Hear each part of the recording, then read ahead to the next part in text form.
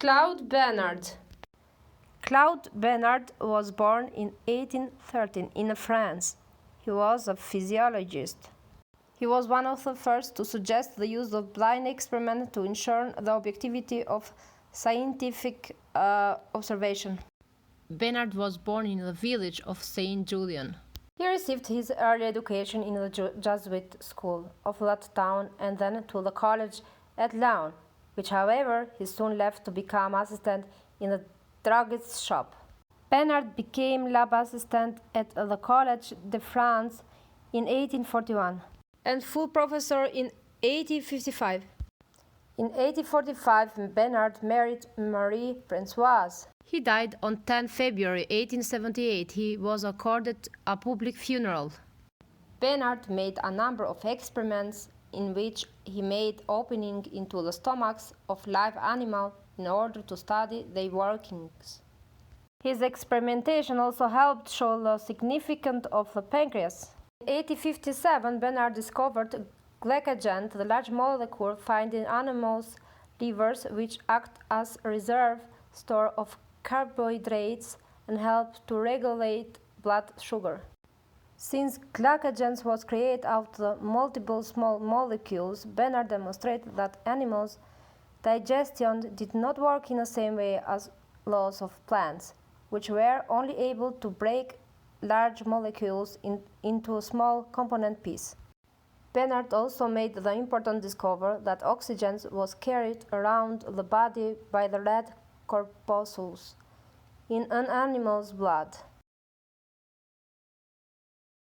Bernard had a concept reminiscent of homeostasis called the internal environment. All vital mechanisms have the one goal of maintaining uniformity of the conditions of life. The stability of this environment is the condition for free and independent life.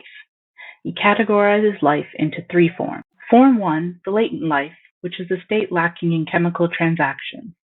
Form 2, the oscillating life, which is a state where living processes are under the influence of external environment. This is the state in which all plants, invertebrates, and cold-blooded vertebrates live. Form 3, the constant or free life, which is a state where living processes succeed in maintaining constant conditions within its own internal environment. This is the state in which all warm-blooded vertebrates live. Bernard's magnum opus is the book he published in 1885, called An Introduction to the Study of Experimental Medicine.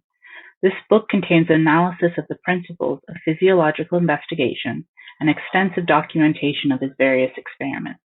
With this book, Bernard wanted to address the skepticism regarding the role of experimentation in discovering the secrets of the living organism. He wanted to dismantle the vitalistic view of living things. Arguably, this book laid the foundation for 20th century physiology and was the basis for the experimental approach to modern medicine. This book provided the conceptual underpinnings of an inductive approach to the experimental analysis of physiological and behavioral phenomena. So how does Bernard's work relate to behaviorism? Well, some would argue that contemporary behavior analysis owes some of its research practices to experimental medicine, whose foundations rest on Claude Bernard's work, instead of those of psychological sciences. Like behaviorists, Bernard was concerned with observable events, not hypothetical constructs. Bernard stated that the moment we grant hypothetical constructs any value in criticism or discussion, we abandon experience and fall into scholasticism. Bernard's experimental analysis was concerned with determinism in the form of prediction and control of physiological events, similarly to how behaviorists are concerned with prediction and control of behavior.